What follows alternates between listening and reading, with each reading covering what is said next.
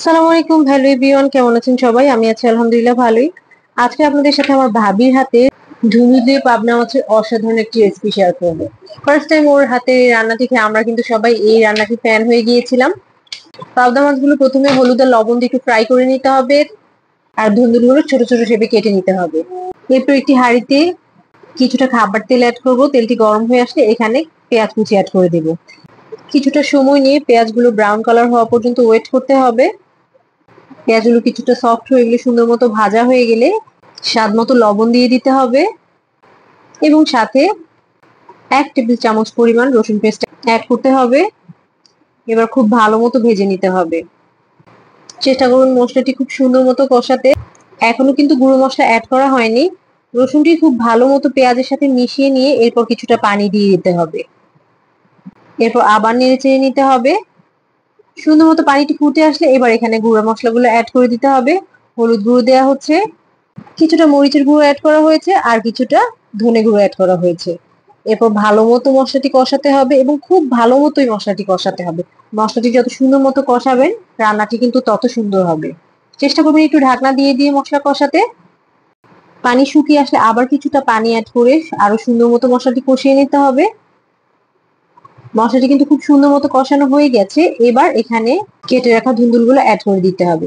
এবার খুব ভালো মতো মশলার সাথে মিক্স করে নিতে হবে।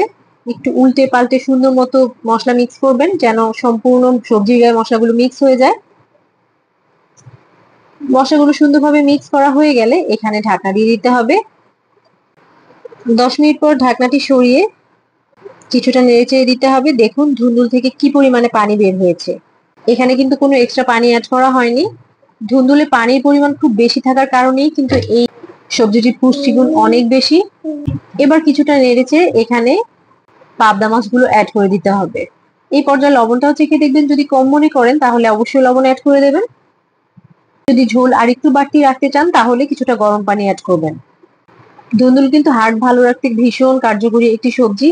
এটি কিন্তু আমাদের হজম ক্ষমতা বাড়ায়। এই সবজিতে আছে প্রচুর পরিমাণ ভিটামিন সি ও বিটা ক্যারোটিন, যেটি দৃষ্টিশক্তি ভালো রাখতে কিন্তু ভীষণ কার্যকরী ভূমিকা পালন করে। এই সবজিটি কিন্তু আমাদের চুলের গ্রোথের জন্য ভীষণ উপকারী। এছাড়া এই সবজিটি কিন্তু ক্যান্সারের মতো ভয়াবহ রোগের প্রতিষেধক হিসেবে অনেকটাই কাজ করে। এছাড়াও আরো অসংখ্য অসংখ্য গুণাবলী আছে যেটি বলে শেষ করা যাবে না। রান্নাটি কিন্তু একেবারেই হয়ে এসছে। রান্না শেষের দিকে দুটো কাঁচামরিচ অ্যাড করে দেওয়া হয়েছে এবং ধনেপাতা অ্যাড করতে হবে। ঝোলটিও কিন্তু অনেকটাই টেনে এসেছে। রান্নাটি কিন্তু একেবারেই কমপ্লিট হয়ে গেছে। এই দেখুন ফাইনাল লুক। কালারটি অসাধারণ এসেছে না?